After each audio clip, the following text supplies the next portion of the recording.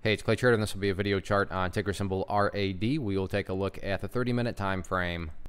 Real quick, what do I mean by 30-minute in case maybe you're new to charts? Instead of each one of these candlesticks here representing 1 day's worth of price action, which is what you would normally see, each one represents 30 minutes. So while this here may look like a few weeks worth of time, it's actually just the past 2 days broken down into 30-minute time slices. I like to do this time frame. I think that does a good job of telling the quote-unquote story of the price, and then makes mapping out where levels of support and resistance a bit easier to see. I did this analysis yesterday, so that's where these green and red line annotations are coming from.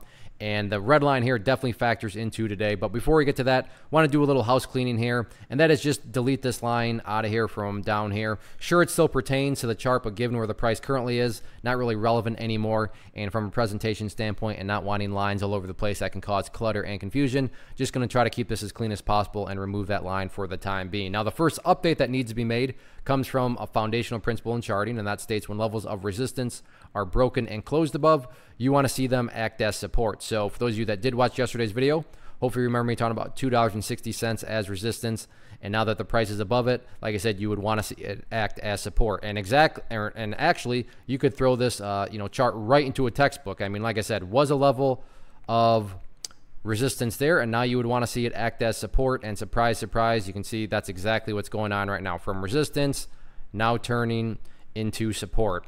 And 260 is what I would call the ideal level, meaning, if the price falls below it, is everything totally ruined? No, absolutely not. But yeah, if the price can stay above it, that would be the ideal situation and definitely make the chart look the strongest going forward. As far as the big picture of the current bounce that's underway, this right here being illustrated as the bounce, to measure the overall health of the bounce, as I think I talked about yesterday, but if not, I'll definitely talk about it here. Just watch that purple line, the 50-period simple moving average.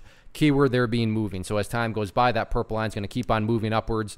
So simply put, as long as the price is above that purple line, then the bounce is in full health. The bulls are in full control of the bounce, however you can best visualize it. Now, what about areas of resistance? If this upwards move is going to continue, where's some of these next potential battlegrounds at? As things stand right now, main level that really stands out to me right up there at $2.75. Yes, I realize the price did break up above it, but I think we can all agree that the main point of price congestion seems to be right up around that area. So 275, public enemy number one. But as long as the chart keeps on doing what it's been doing in regards to putting in these higher lows over time, then the chart will continue to take care of itself. So definitely a nice bounce seems to be underway. So we'll see if the bulls can keep on building those stair steps.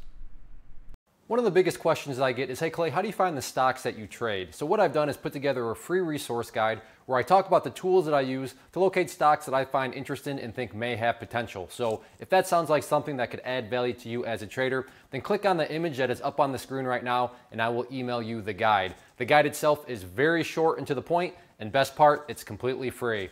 Thanks for watching the video. Let me know if you have any questions.